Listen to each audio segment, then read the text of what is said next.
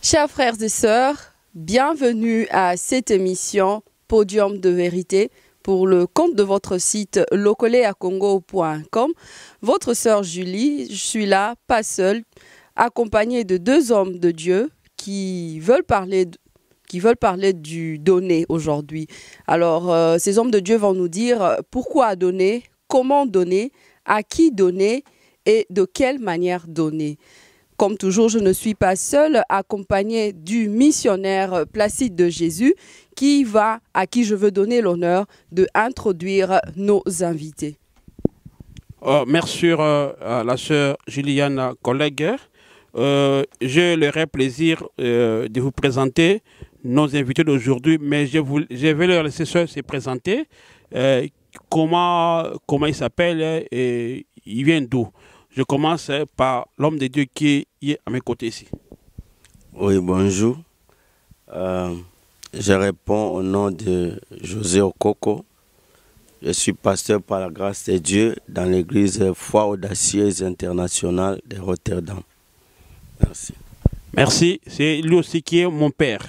De l'autre côté, bonjour l'homme de Dieu. Oui, bonjour. Je suis le pasteur Sami Ndonga, pasteur de l'église Colonne de la Vérité à Rotterdam. Merci. En passant, je vous informe que le pasteur Sami Ndonga, il a aussi un site internet. Si vous voulez avoir les informations, entrez sur www.samuelndongaministry.com et vous aurez aussi des émissions telles que la Bible. C'est vraiment un site intéressant. Et maintenant, je laisse la parole à ma collègue Juliana. Merci beaucoup, le missionnaire Placide de Jésus. Alors, les hommes de Dieu que nous avons avec nous ne sont pas du même ministère, ne sont pas du même église, mais ce qui me fait plaisir, ils ont tous le même appel. Nous avons avec nous le évangéliste Sami Ndonga, qui est pasteur de l'église Colonne de Vérité, et nous avons aussi avec nous l'évangéliste José Okoko, qui est pasteur à l'église La Foi Audacieuse. Et ils ont un même appel, donc comme je l'ai dit au début, ils vont nous parler de ce qui est donné sur le podium de vérité pour nous dire que rien que la vérité. Nous passons la parole à pasteur José Okoko. Avant de passer la parole, je vais rappeler les principes de notre émission. Les questions, c'est nous qui posons des questions et vous donnez les réponses et non l'inverse. Nous sommes d'accord? Oui. Pasteur Sami. Ok, merci.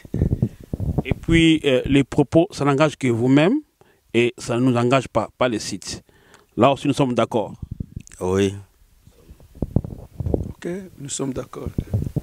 Alors, on donne la parole au pasteur Jésus qui va nous parler sur les données. Oui, merci d'abord pour m'avoir accordé la parole. Je sais que l'émission est une émission bilingue, ça veut dire pouvons combiner et le français et le lingala pour une meilleure compréhension. Alors, narobanda koloba d'abord premièrement que toye kolobela na o itali kopesa. D'abord, les données, c'est la parole de Dieu. Les données, c'est notre devoir. Les donner, c'est ce que Dieu lui-même a commencé. Premièrement, au début de toutes choses, la Bible dit que Dieu a créé l'homme. Il a pris la poussière de la terre. Il a donné la forme à l'homme. Et Dieu avait soufflé sur ses narines un souffle de vie. Et l'homme devint une âme vivante. Dieu a donné à l'homme tout ce qui était en lui. Il a donné l'autorité, la capacité de se multiplier, de dominer. Et quand nous allons plus loin encore, dans Jean chapitre 3, le verset 16, la Bible dit que car Dieu a tant aimé le monde qu'il a donné son Fils unique, afin que quiconque croit en lui ne périsse point, mais qu'il ait la vie éternelle. Donc, donner, ezali, eloko oyo, ezo faire partir, il y a vie ya nzambe pe ya biso bana na nzambe. Donc je vais dire ça, vivre pour donner. Merci. Alors, si je comprends bien, pasteur José, ce que vous venez de dire, donner, nous donnons parce que Dieu a donné aussi. Mais Dieu, quand il a donné, c'est parce qu'il avait un but derrière son don. Hein? La Bible nous dit, car Dieu a tant aimé le monde qu'il a donné son Fils Jésus-Christ afin que quiconque croit en lui ne périsse point. Donc, il y avait un but, Dieu a donné pour le but de sauver. Mais aujourd'hui, deux fois, on remarque, pasteur Samy, peut-être que vous allez répondre à cette question, que certaines personnes, avant de donner, il va dire que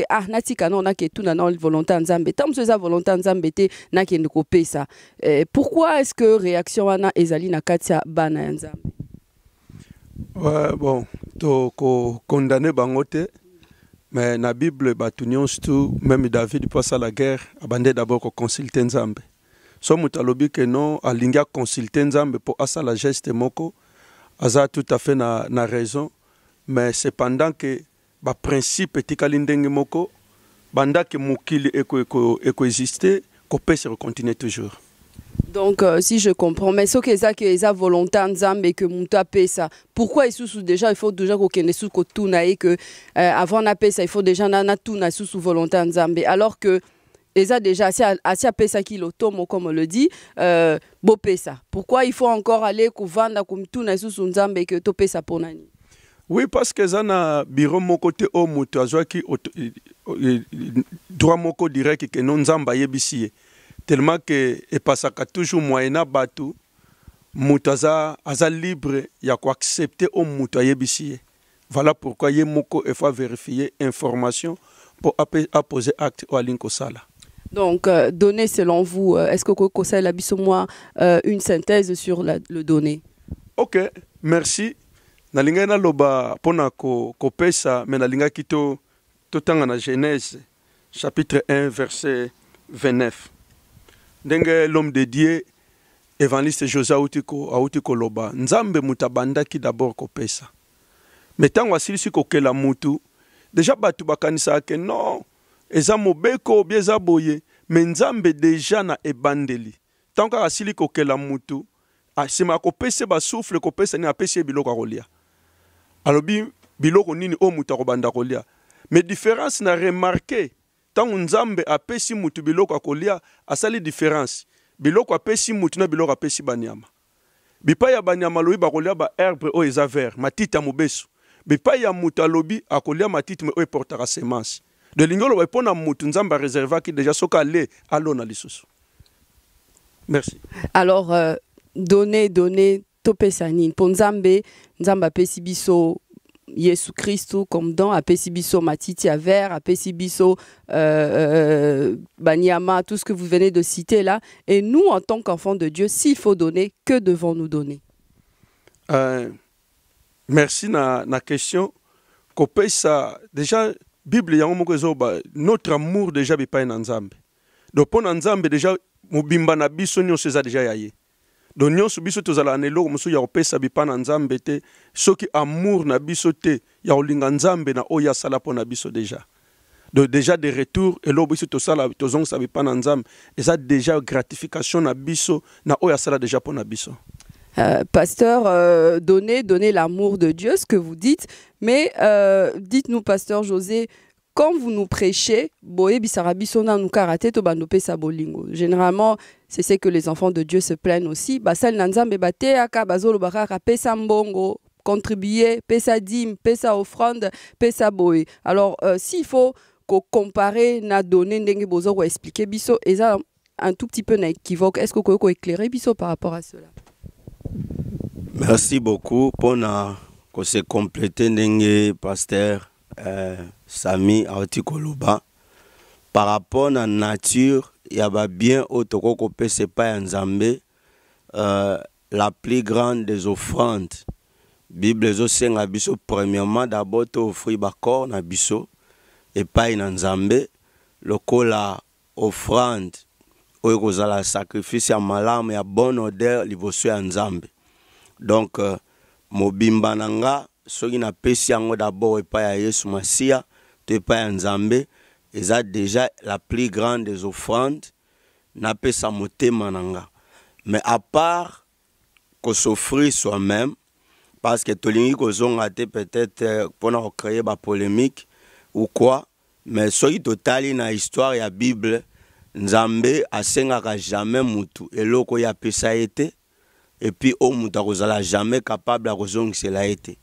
Donc so tozongi na Genèse 22, tokomona déjà que à partir du verset 1 à 2, tokomona Nzambe pendant tout le temps où Abraham atambolaki sa mwana na mwasi na ye apesi bango le fils unique oyo tobengi Isaac. Mais après quelque temps, Nzambe akosenga Abraham a offrir lisusu Isaac. Si c'était en notre temps, tokoko benga ke no voix neza Nzambe te Isaac ndoki. Pourquoi? Parce que ba osenga nga mutu. Ozomona.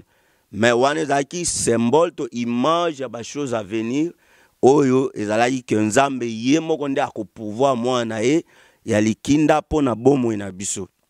Mais à part kopesa Nzambe bomoi na biso, toza pe sensé ke topesa Nzambe nyonso toza nango. C'est-à-dire soki naza na mbongo nanga nako kopesa Nzambe, soki naza na ndaku nanga nako kopesa Nzambe, soki naza na temps nako kopesa Nzambe. Donc nature ya donné eza na kati ya mutu. Et nako rappeler na biso ke na tangi Bible na moni place moko te Adam na Eve balakisaki Caïn na Abel kopesa. Donc na comprendre loko moko ke les données ezaka déjà na kati ya mutu. Ezali kabo o Nzamba pesa mutu. Donc nature ya offrande eza diverse. Wana peut-être oluka ke tokota maintenant na ba sorte ya ba offrande pour que ça micro na ma collègue Julie Yana, il m'a donné une émission Oyo. Dans mon akilo pasteur Sami, alors que c'est très important à bien comprendre que nous avons appelé ça mutu pendant pas kona, donc à s'aimer. Depuis que nous avons s'aimer récoltaka. Mais cette question vous concerne vous deux, les grands tourna bino. Vous voyez, je sais que vous êtes les hommes de Dieu, ipso facto, vous êtes l'homme de l'Église, parce que vous travaillez dans l'Église pour Dieu, l'Église de Dieu. Alors, ma cabo haute plus dans l'Église. Cela facilite nos tâches, n'a avancé la question, n'a mon appel de fonds, ça m'a dit, offrande, différentes sortes d'offrandes. Offrande d'action de grâce, offrande prophétique, que sais-je encore. Mais là, on a bibliquement, parce que, ah, tu as Nzambe, et bah église et beaucoup d'églises les Bible parce que peuple là la bino a besoin aïe ba philosophie té aïe ba penser na binoté mais azo ba penser à Nzambe na makabu blo na tangi ceux qui me sont tangi pour compléter je pense que to bana on a pasteur Sami bongo to question na pasteur José. Oui, na kanisi na banini nyonso na ndena uteko loba to pasteur José uti ko évoquer question oyo que tant mususu ba to banda ko expliquer ba sorte ya offrande mais to linge juste to résimango nyonso neza na kati ya donné. Même ceux qui mutu apesi offrande action de grâce so mutu apesi ba makabo ya mawa nyonso ezo ko résumer biso na kati ya donné. Mais ko pesa na biso nazo linga keza la clair. D'abord pour mutu apesa il faut bandana ko linga. Pour mutu apesa il faut bandana ko linga. Pour Nzambe Bible lobia Dieu a tant aimé le monde, il a donné. Donc kopesa nyonso o eza libanda ya bolingo po mutu mo ta oyebisa mwasi na ye ke no alinga ka eso apesa ke lote. Donc amour nde mutetinda mutu apesa. Donc derrière les données nyonso élément essentiel les amour. Donc surtout linto côté na ba détail ya ba différentes sortes ya ba offrande to ya ko comprendre que non nyonso wane loko zo ko englobango eza juste les données. Pasteur Sami, donc quand on donne à l'église, c'est à qui qu'on donne? On donne à Dieu, on donne au pasteur. Est-ce que ndenge collègue nanga lobaki ba offrande au to chaka na église et ko revenir et que na un intérêt ya nani? To pesa ka nani? Est-ce que ko yebisa biso? Oui, merci. Intérêt ya Nzambe. Ko pesa ngo to pesa ngo bipa na Nzambe. Sauf que le problème est que Nzamba za représenter bipa ya bato o bazo servir. Parce que mutu mon côté même ici, batuta musu bakoye ko contredire. Mutu mo taza na bureau ou bien siège mo beza o batko lo bakeno Nzamba vanda na siège wana tokende kuna tokende ko pesa ye eloko alia. Mais Dieu se fait représenter par les hommes. O bazawana o bazo servir ye. Donc soto ye na offrande na biso bipai na nzambe eza juste pour servir misala o nzambe atindi batu ne basala. Misala nini? Toza na kati église misala eza divers. Donc les données na kati église et ko s'occuper misala ya temple pour Bible déjà précisé que non boyana biloko boyana offrande na badimi na maison de trésor pour biloko ezanga te na ndako na ye. Na kati maison de trésor na kati soit na kati église toza na ba serviteur bazakuna toza na ba orphelin toza na ba veuve o baza na kati église o baza da besoin que no baza la nourrir. Mais pasteur bana nzambe bazoboya opesa balobi que non soki topesi na église ezo servir nango na temple te ezo servir nango na ba orphelin te ndengo lobi ezo servir pour na pasteur na mwasi na ezo servir pour na bande kwa pasteur ezo servir pour na ba besoin mosusu. Alors eloko wana ezo sala obstacle peut-être na mitema batu bakoka opesa te parce que bazomona bango bazopesa pour na bolingo baza nango pour na nzambe mais ezo servir te. Est-ce que pasteur akoki ko répondre sur la question? Merci, maman. Pardon, Nanga va se répondre. Et la même question, autre posée qui, pasteur Sami, au petit point de vue là. Par rapport à les données, pour nous répondre, premièrement, tu peux savoir pas nani. Pasteur a dit que biso, tu peux savoir et pas nzambe. Pourquoi? Parce que la Bible est claire. Tous hommes me maté, ba offrande na biso, ni badim, li bosso à pasteur. Parce que la Bible dit que c'est lui qui s'approche de Dieu. Croit premièrement que Dieu existe et qu'il est le rémunérateur de ceux qui le cherchent. Donc, tant que nous pousse dans l'église,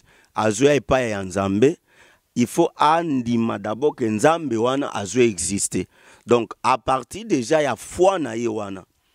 Koyeba ke place nazo ki Nzamba za wana, tant ya kopesa, akopesa te na ndenge ke nazopesa pa ya pasteur ayebi ke na ye ko accomplir o ezali devoir na ngeta état chrétien et pa ya nzambe wana pona ko expliciter ango pasteur auti ko lobaki malheureusement nzambe to mona ka ete mais aza représenter et pa ya basali na ye na kopesa exemple pona biso batoto vani na royaume ya Pays-Bas biso awa ozala osombili pa eloko nyonso kosomba tofutaka oba bengi belasting to tax siko tax to futaka wana je ne pense pas que tout le monde a roi na biso Willem Alexander tout le monde a été tout le monde a appelé moi si na été tout le monde a famille royale était ba ko collecter ango mais tango tout citoyen o avant na Pays-Bas azo futa tax na ye ayebi ke azo contribuer pour l'avancement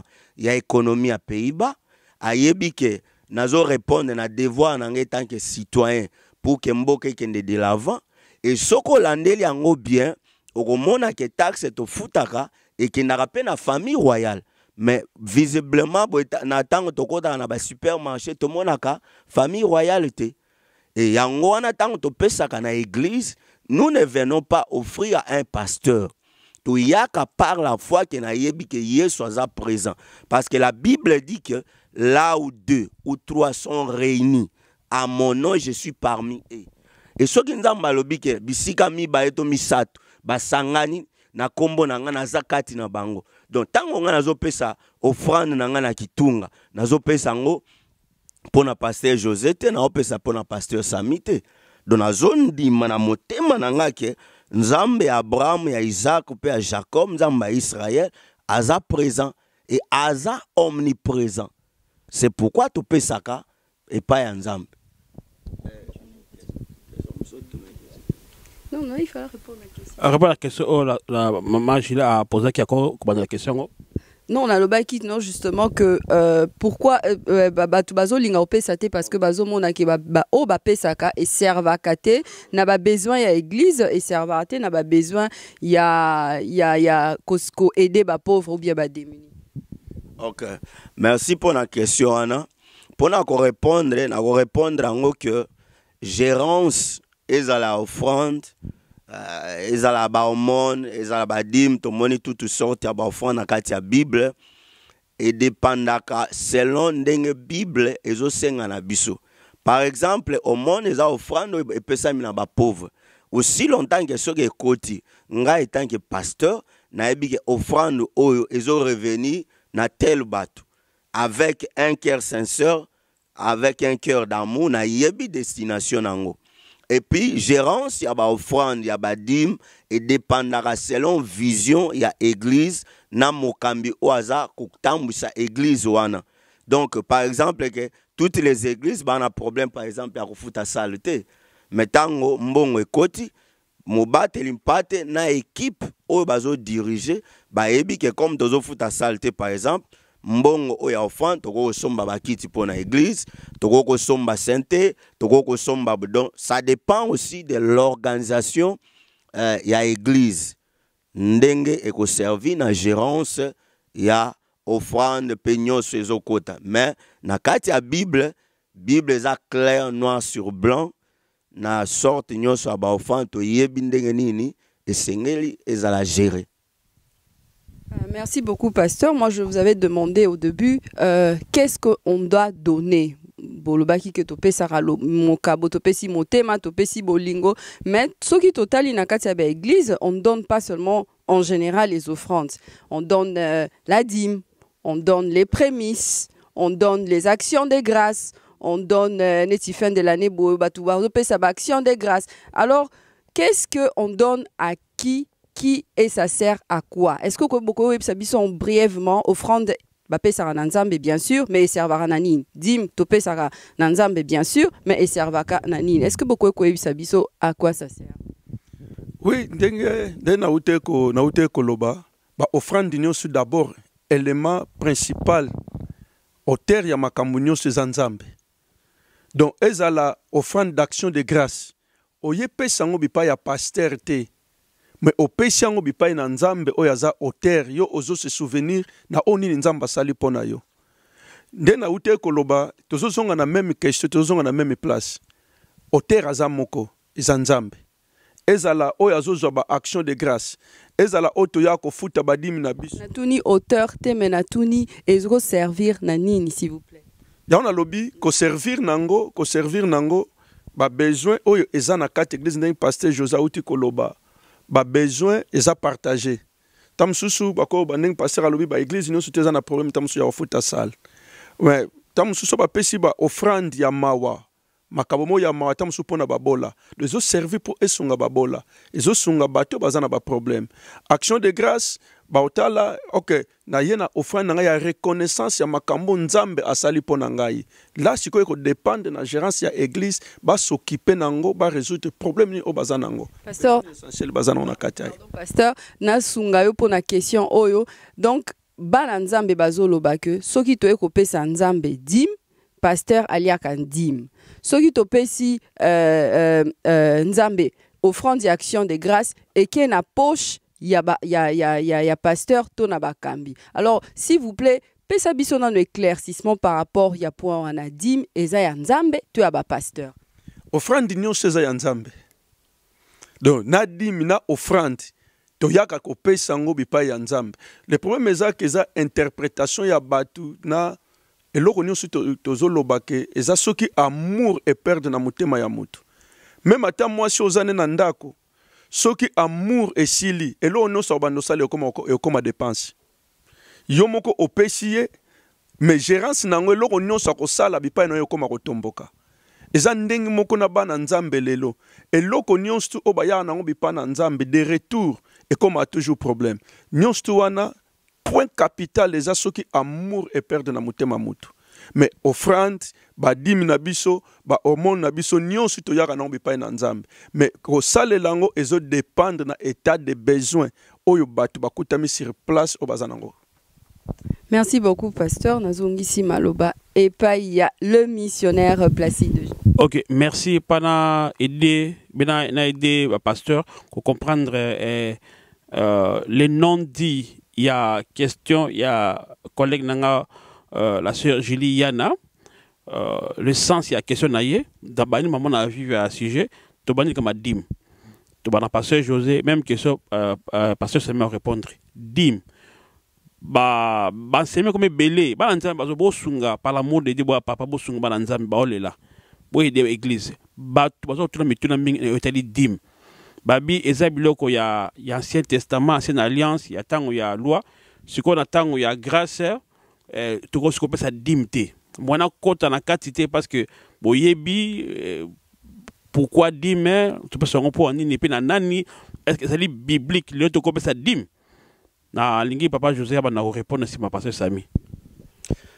Oui, merci pour la question. Na koloba que eza malamu ngai tanke mwana nzambe na futa dim nanga.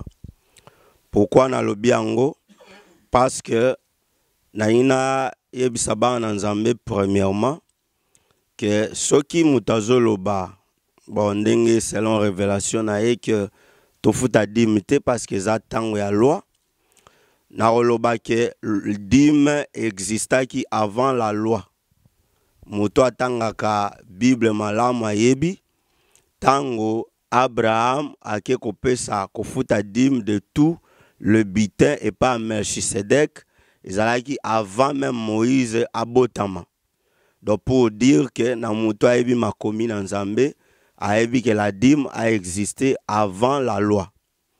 Et puis par rapport pour na nini esengai tofuta yango parce que eza oyo Nzambe ayebisaki biso tokoka ko accomplir yango.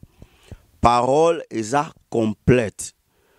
Soki totangi na Jean chapitre 1, tokomona ne Bible zo ebisa biso ke au commencement était la parole. La parole était avec Dieu, la parole était Dieu.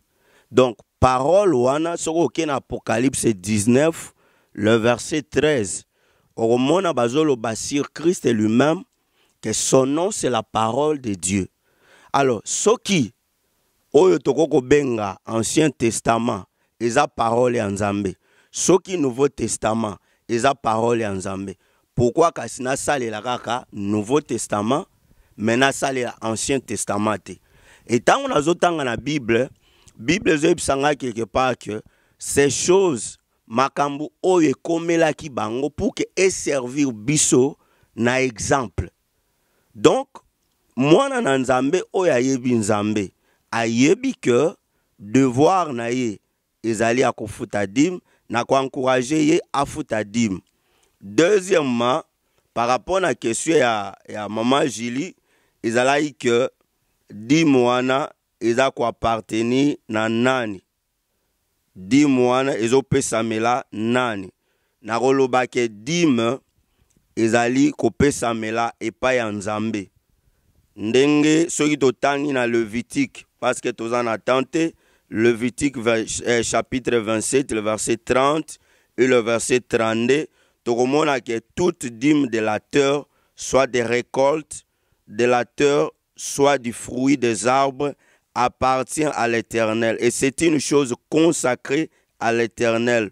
Toute dîme de gros et de menu bétail de tout ce qui se passe sous la houlette sera une dîme consacré à l'Éternel.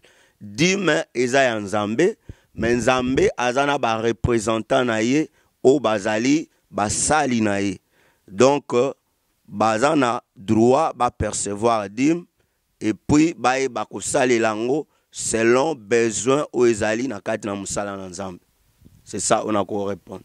Avant de passer parole à pasteur Sami, sur question de dans le Nouveau Testament, est-ce que vous confirmez que dans le Nouveau Testament on peut aussi parler en Italie dim kofuta dim parce que mingo pese Lévitique c'est dans l'Ancien Testament mais lelo oyo batabino ezema makamakala sikoyo dim to futa on ndo baki makamba ba belasting c'est déjà dim makamba belé est-ce que lelo Nouveau Testament okoko bela biso soki to ko futa dim parce que dans l'Ancien Testament donc on na yo na pas la question na personne passer Sami peut à répondre. Oui, merci na question na obandeko ba ucholoba ndenge papa Josa ucholoba que dimi déjà yango moko ezozwa origine nango na loi te. Origine ya dim na ya ba offrande euti ya na foi. Origine nango makambo nyonso tozoloba eza la foi. E botami de na kondima potango Abraham apesaka dim mobeko ezala nanu te.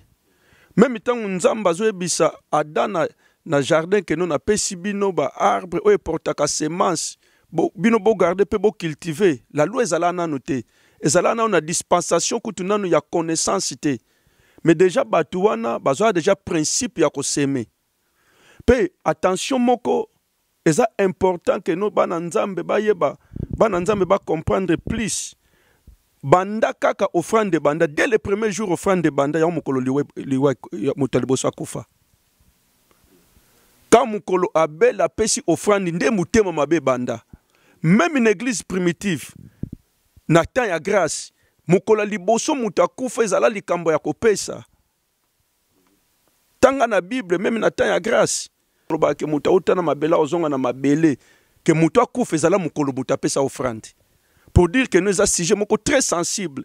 Yango zo mona babundisa kango mingi. Po banda mukolo banda nde banda mukolo liwape banda. C'est bien que tu koloba mukolo mutasalaka lisumu mais mukolo mutazonga pena na mabele eza mukolo offrande banda. Alors, pasteur Sami, au soulevé point moko important, hein, vous dites que voilà, mutakufa banda makamba offrande et banda. Alors, sikoyo, mutana kufaki, isa histoire ya Caïn na Abel, Caïn akufaki, apesaki pe. Abel akufaki babomaki ezaki par rapport à la jalousie azaki nango envers frère nae. Pourtant ba on mi balé ba pesaki. Mais ya moko nzimamaki ya moko nzimamaki. Est-ce que pasteur yebisa biso nani nde akoki ko pesa nini e pa nzambe? Non, le grand problème yango tolobaki nyonso tue bandaka na bolingo.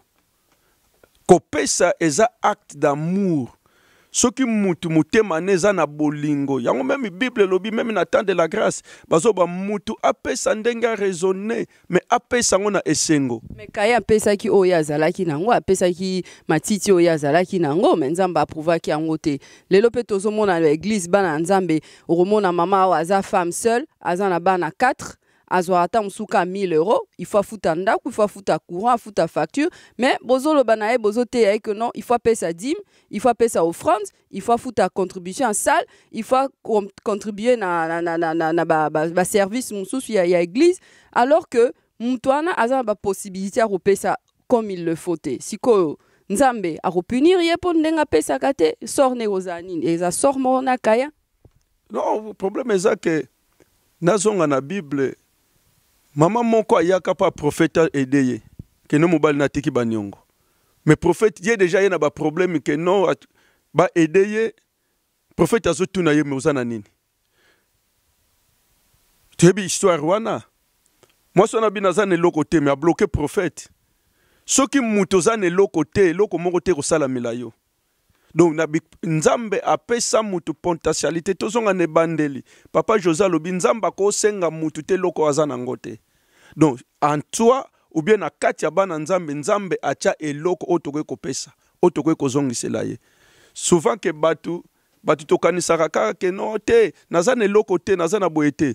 Moi si akende bi pas prophète alukile solution tant azoba kazana eloko te prophète pas alene eloko te. Nde ya ye ko comprendre que no te nazana mwa mulanga mafuta. Tant que moi moulanga mafuta aneza moi mieti otozomona ya ba femme seule mais est-ce que mutema na ya bolingo cher ami de lokole ya Congo toza vraiment na esengwa koyeba que boza ebele bozo continuer kolanda émission oyo vraiment nous approchons vers la fin de notre mission. Pasteur Sami Ndonga va nous dire encore quelques mots par rapport à ce sujet qui est le donné. Oui, merci ndena ote koloba. Les données, banda mukola liboso Abel azwa likanisia opesa offrande nde liwape ekotaki kayemba la moko imer na ye chanja ko changer na yote sozo mona bana nzambe bazo pambolama ko changer mutema na yote soki oye ko pesa moni batu bazoke nango bazoke liboso sepela que no offrande ozo pesa komba Yesu ezo tombwana so toke na temps de la grâce au mona na église primitive kute komaki batu baya na totalité. Batu bake bateki mapangu na bango baye nango o lele salama ate batu ba lobake non pour votre information quand dans Nouveau Testament 2084 fois elobela makambo ya mbongo 2084 fois elobela makambo ya mbongo pona ko lobake non eza sujet moko très sensible yango na pena ba église 2084 fois na kati ya culte ezolobama non to lobilango torlobilango ndio na te me na lingi na bisa biso ke no to pesango importance parce que lelo ezana ba hypocrisie zo lobama na lobila makambo mbongo te na sala bo ete meta muso azo tambola na mutuka ta muso azo somba lupango a sala hypocrisie neta lingi yango te mais en réalité faut to lobela makambo yango.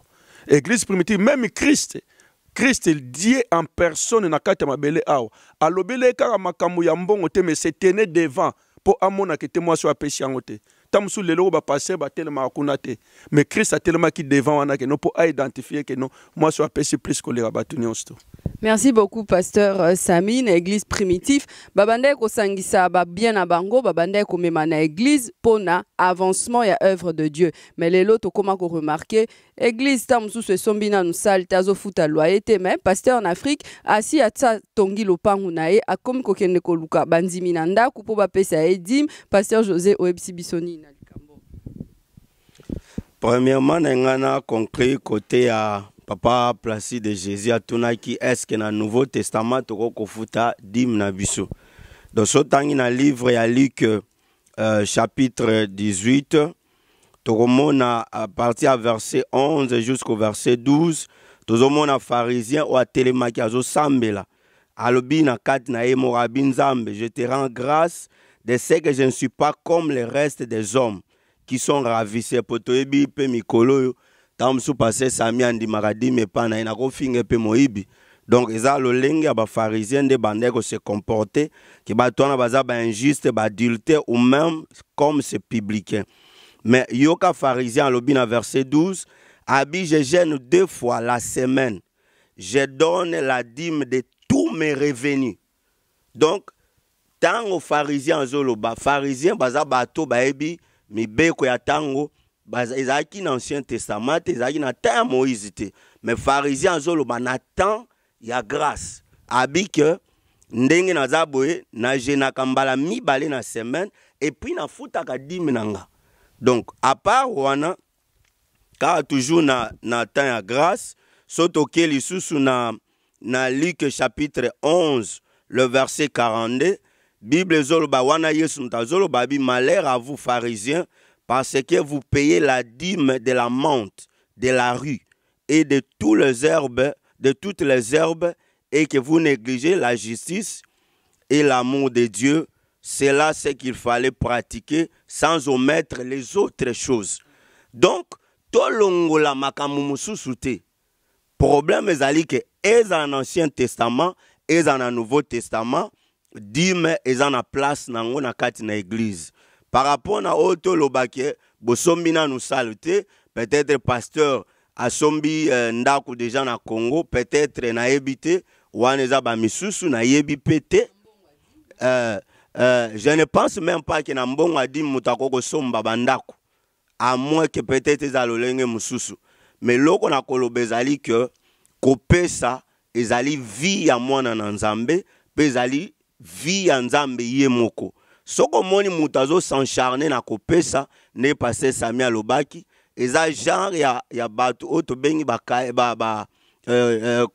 bengi Judas Iscariote tango ba offrir quelque chose ya malamu et pas ya Yesu ya lobi non parfait oyo il ne fallait même pas to baby sango fallait to teka to pesango pa babola donc Caïn pena abomaki pe Abel pourquoi parce que Abel a pensé que le meilleur, on Nzambe a agréaki. Donc, on mona que moi na Nzambe o ayebi Nzambe o yandimela.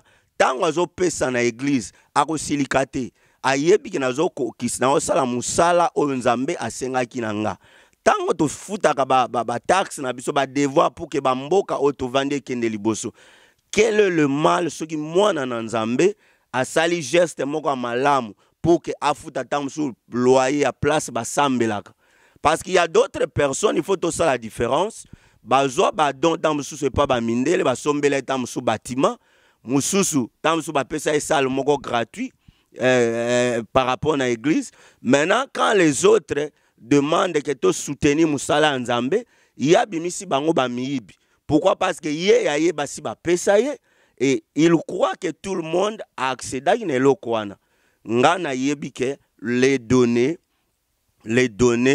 nous vivons pour donner et nous vivons pour donner parce que la Bible dit que tant que la terre subsistera, la semaille et la moisson ne cesseront point. Tant que la terre subsistera. Surtout le Bible est Ancien Testament, dans le Nouveau Testament, au Kabolango. Mais la Bible est tant que ma belle existe. Semaille, na moisson, c'est-à-dire loi ya ko semer, na ya ko buka et ko silate. Mais ma belle na no silite. Comment est-ce que ngala ko yebisa batu que non, ceux qui bo pesi nzambe, bozo pesi pas pasteur, ceux qui bo pesi nzambe, bo kendeli felo aussi longtemps que Bible zolobake mabele tango kozala kaka kolona na kobuka ekozala.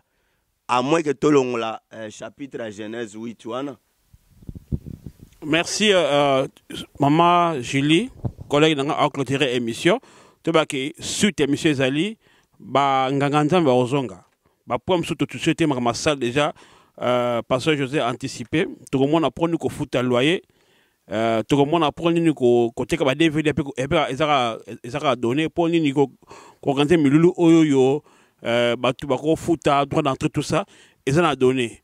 Bon position à question numéro ya le collègue congolais le kangwana bon position à question numéro à pasteur Sami Ndonga yangwana ezoleka ya pasteur José yangwana ezoleka so ngo opposer la question poser na prochaine émission on peut répondre la question au beng bango so bolingi bo passer par biso boko amito na bino na deuxième émission parce que exemple la été moto le mais belo tani ko donner na donc micro et pas ya collègue nanga Juliana la sœur Juliana nda au clôturer émission na. Merci beaucoup, amis de locoleacongo.com. Donnez, il vous sera donné. Merci de nous avoir donné votre temps. J'ose croire que vous avez été bénis parce que c'est ce que nous vous avons donné en retour par rapport à ce thème de donner. Vraiment, merci beaucoup à celui qui tient valablement la caméra, Carlos Kalouza. Merci à tous nos partenaires. Pasteur, moi, au revoir, na mama. Merci. Merci na tant oyo nzambe azwa lokumu to continuer osala nzambe bolamo po nzambe osala biso toujours bolamo. Merci. Pasteur José, moi bonjour na mama. Napesi madame na ngambote bana na nganyoso bana nyoso ya Église Foi Audacieuse Internationale Mbote pe de loin nazo saluer mon papa l'apôtre Tambuluko Kinyans bisika za Angola pe basali nyoso ya nzambe ya Rotterdam ya Hollande na ba collègue na nganyoso nzambe apambola biso et tozo croire que na prochaine émission tokoya ko expliquer toutes sortes ya ba offrande et puis le lengeni ne kokozala utiliser na kati na église. Merci. Merci beaucoup. Moi, je vous dis aussi merci et je dis aussi merci à mon entier, le prophète Jocelyn Yana. Que Dieu vous bénisse. Nous nous retrouverons la fois prochaine.